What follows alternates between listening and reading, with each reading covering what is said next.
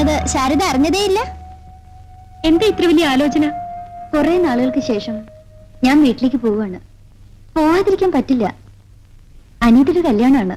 പോണം, തീർച്ചയായും പോണം. ശാരദയെ പറ്റി എല്ലാ കാര്യവും വീട്ടുകാർക്കറിയാം അല്ലേ? അറിയാം. ഞാൻ അയക്കുന്ന കാശുകൊണ്ടാണ് അവരെല്ലാം ജീവിക്കുന്നത്. വീട് നന്നാക്കി, ഇളയ കുട്ടികളുടെ പഠിത്തവും നോക്കി. ഇപ്പോ അനിയത്തിയുടെ കല്യാണത്തിന് ആവശ്യമായ പണം അയച്ചു കൊടുത്തു. എന്റെ ജീവിതം ഞാൻ ഹോമിച്ചു.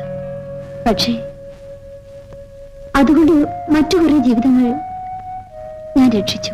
അനിയത്തിയുടെ കല്യാണം നേരിൽ കാണണമെന്ന് ശാരദയ്ക്ക് വലിയ ആഗ്രഹമുണ്ടല്ലേ? തീർച്ചയായും ആ മംഗളകർമ്മത്തിന് ശാരദ കൂടെ ഉണ്ടായിരിക്കണം. അതെ, ഞാൻ ഏറ്റെടുത്ത് ഭാരത്തിന്റെ ഒരു പ്രധാന ഘട്ടം ഇതോടെ അവസാനിക്കുന്നു. ആ, പോകാൻ സമയമൊന്ന്. ഞാൻ തയ്യാറാവട്ടെ? ശരി.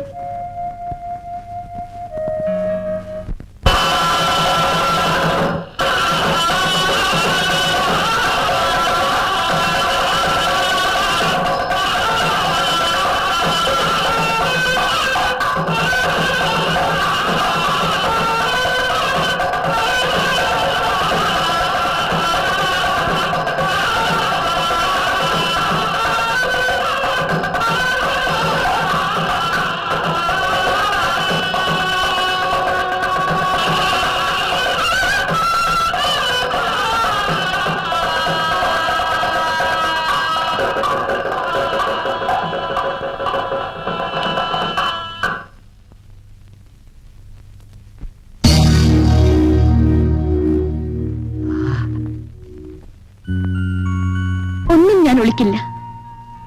എനിക്ക് പറയാനുള്ളത് കേട്ടിട്ട് എന്നിൽ നിന്നും ഓടി അകലുകയാണെങ്കിൽ പോലും സത്യമെല്ലാം പറഞ്ഞതിൽ ഞാൻ ദുഃഖിക്കില്ല. രാധേ, ശാരദ വന്നോ? എവിടെ? ശാരദ മരിച്ചു. മരിച്ചോ? ആത്മഹത്യ ചെയ്തു.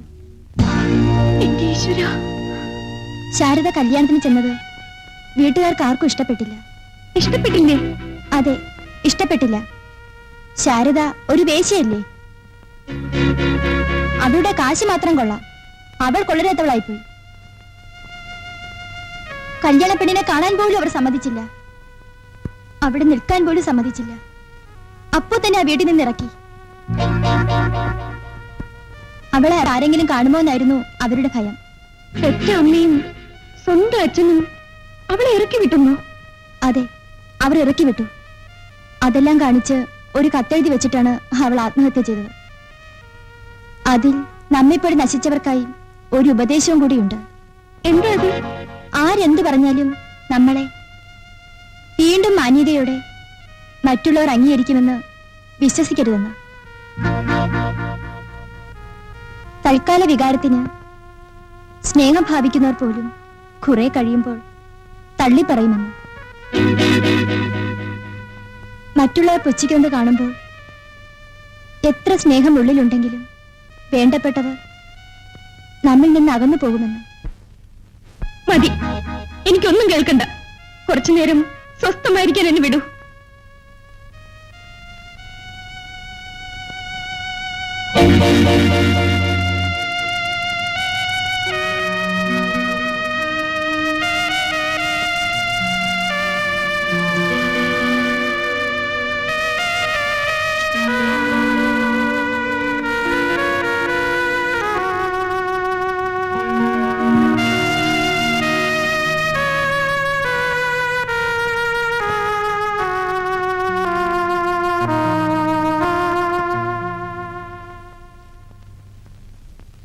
ചേച്ചി, ഞാൻ പറയൂ, എന്താ പറയുന്നത്? പെട്ടുപോയല്ലോ, അതുകൊണ്ട് പോകുന്നിടത്തോളം പോട്ടെ എന്നായിരുന്നു എന്റെ ഇതുവരെയുള്ള ചിന്ത. ഈ ജീവിതത്തിൽ നിന്ന് എത്രയും വേഗം ഒരു മോചനമുണ്ടാകുമെന്ന് ഞാൻ ആശിച്ചിരുന്നു. എന്റെ ആശയും സ്വപ്നങ്ങളും അസ്ഥാനത്താണെന്നും പാടില്ലാത്താണെന്നും എനിക്കിപ്പോ തോന്നുന്നു.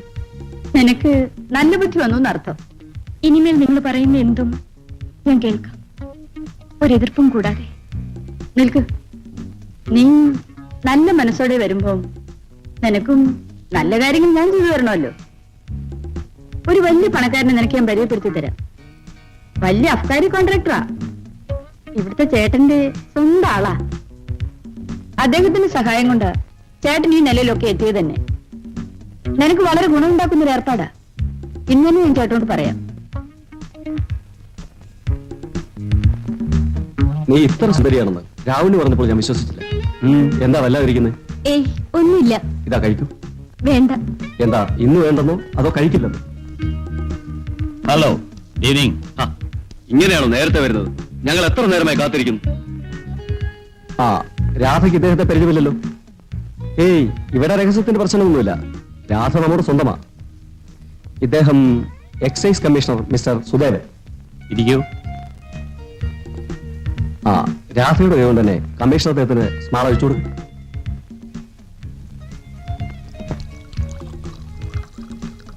ആ മതി.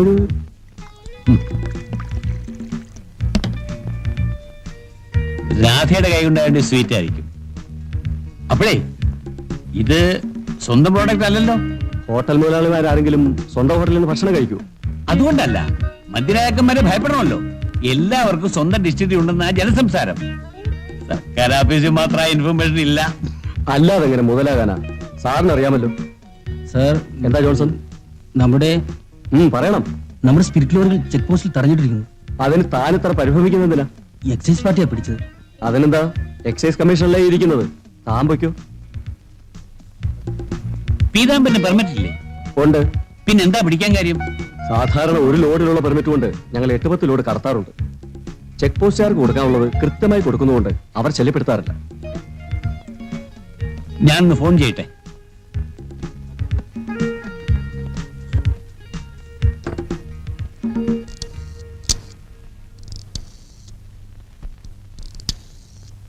Hello, excise commissioner here. ആരുണ്ട് അവിടെ? സാനന്ദനോ? മിസ്റ്റർ സാനന്ദൻ? ആ, ഞാനാ. പിന്നെ നമ്മുടെ പീതാംബന്റെ സ്പിരിറ്റ് ലോറികൾ. അതെ, അത് അതിന് പെർമിറ്റ് ഉള്ളതാ. അത് എത്രയും വേഗം റിലീസ് ചെയ്യണം. അതെ, പിന്നെ നേരം വെളുത്തിന് മുമ്പ് വേണം. പേപ്പേഴ്സ് ഒക്കെ അത് ശരിപ്പെടുത്തിക്കൊള്ളും. Okay. Thank you very much. പ്രാഥമികല്ലോ മനസ്സിലായോ? എന്റെ പണവും അഭിമാനവും മാത്രമല്ല, എന്റെ ജീവനാണ് കമ്മീഷണറെ രക്ഷപ്പെട്ടത്. ഒരു ലോറി കടത്തുമ്പോ എത്ര രൂപയാ ലാഭം? ആ കണക്കൊക്കെ പിന്നെ പറയാം. തൽക്കാലം ഈ കണക്കൊന്നും തീർക്ക്. Of course I'll finish it. രാധമ്മേ, ഇദ്ദേഹത്തെ തൃപ്തിപ്പെടുത്താതെ എന്റെ ബിസിനസ് നടക്കില്ല. എന്ന് വെച്ചാൽ തൃപ്തിപ്പെടുത്തേണ്ടത് രാധമ്മയാണെന്ന് അർത്ഥം.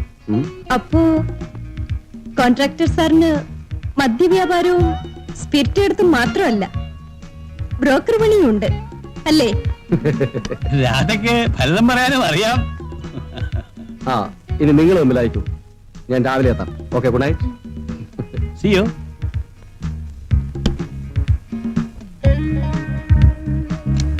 രാധ എന്നാ പേരല്ലേ? നല്ല പേര്. കാര്യങ്ങൾ എന്റെ പിടിയിൽ നിന്ന് പോയിരിക്കുന്നു. ഇനിയിപ്പോ എന്താ വഴി? എക്സൈസ് മിനിസ്ട്രിയോ ചീഫ് മിനിസ്ട്രിയോ തന്നെ വിളിക്കണം. എനിക്കൊരു ഡിസ്റ്റിലറി ശരിയാക്കി തരാൻ വേണ്ടി അവർ ആത്മാർത്ഥമായി ശ്രമിക്കുകയാണ്.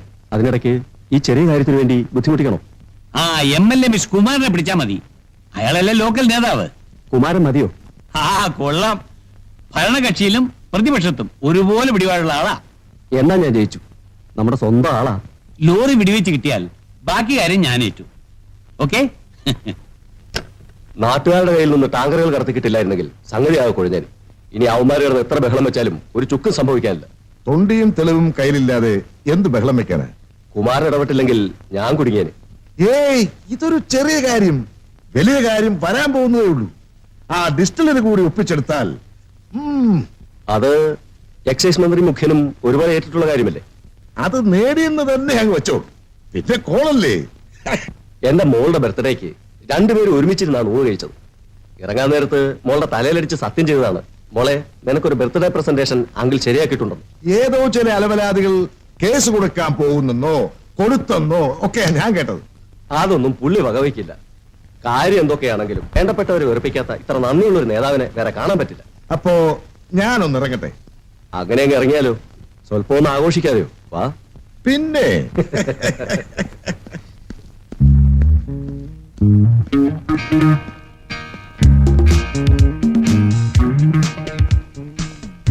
ഇരിക്കൂ.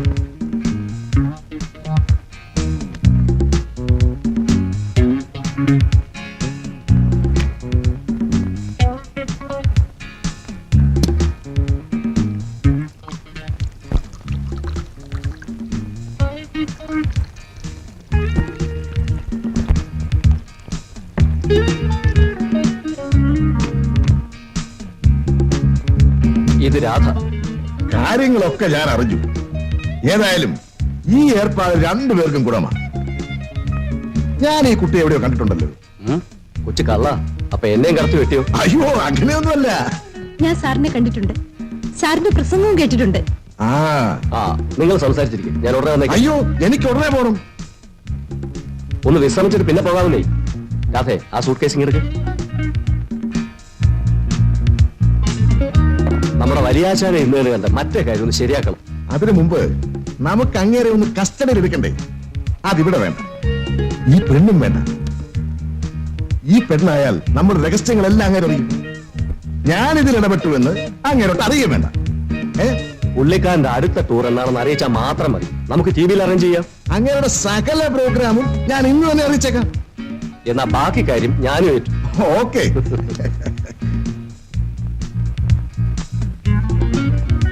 ഇതാ, ഇത് കുമാരന്. അയ്യോ, ഇത് വേണ്ടായിരുന്നു. വേണം. എപ്പോ വന്നാലും ഇതെനിക്ക് വാങ്ങാവുന്നതേ ഉള്ളൂ. ഇപ്പൊ വന്ന സ്പിരിറ്റ് ലോഡിൽ എനിക്കൊരു 50 ലക്ഷം രൂപ കിട്ടും. അതിലൊരു വിഹിതം നിങ്ങൾക്ക് ഇരിക്കട്ടെ. ആ, ഞാൻ ഇറങ്ങട്ടെ. You continue. രാധേ, ലുക്ക് ആഫ്റ്റർ ഹിം.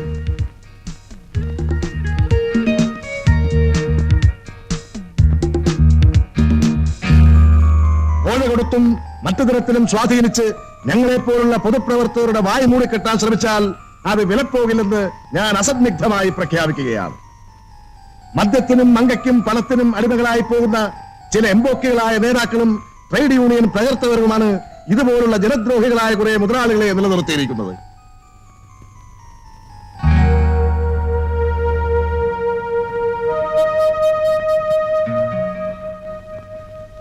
കുട്ടി എന്താ ആലോചിക്കുന്നത്?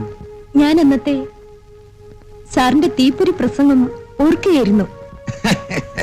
അത് എനിക്കിട്ടൊന്ന് വെച്ചതാണല്ലോ.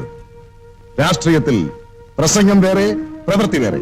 എന്നാലും സാറേ, നിങ്ങളെ പോലുള്ളവരൊക്കെ ഇങ്ങനെ ചെയ്യുന്നത് ശരിയല്ലല്ലേ? അന്ന് ഞാനൊരു ട്രേഡ് യൂണിയൻ നേതാവ്, ഇന്നോ MLA. ഒരുപക്ഷെ നാളെ ഒരു മന്ത്രി. എക്സാക്ട്ലി. വിശപ്പും വികാരവും എല്ലാവർക്കും ഒരുപോലല്ലേ?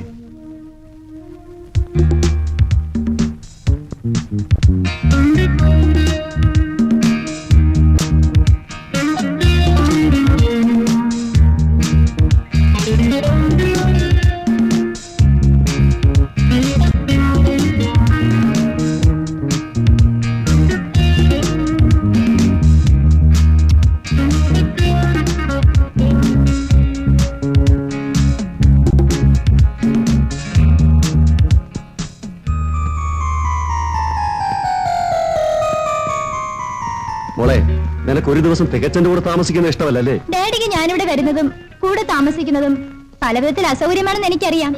I feel bad to disturb you so. പോടി അസത്തെ. എന്റെ കൂട്ടുകാരികൾക്ക് എന്നെ പിരിഞ്ഞിരുന്നാൽ ബോറടിക്കുമെന്ന് എപ്പോഴും പറയും. ഞാനില്ലെങ്കിൽ ഹോസ്റ്റലിൽ ഇറങ്ങിപ്പോകുമെന്ന് അവർ പറയുന്നത്. എനിക്കും കാണണ്ട.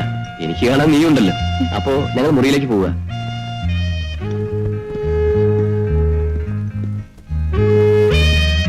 പിന്നെ ഞാൻ പറഞ്ഞ പോലെ ഒന്ന് വേഗം ശരിയാക്കി എടുക്ക്.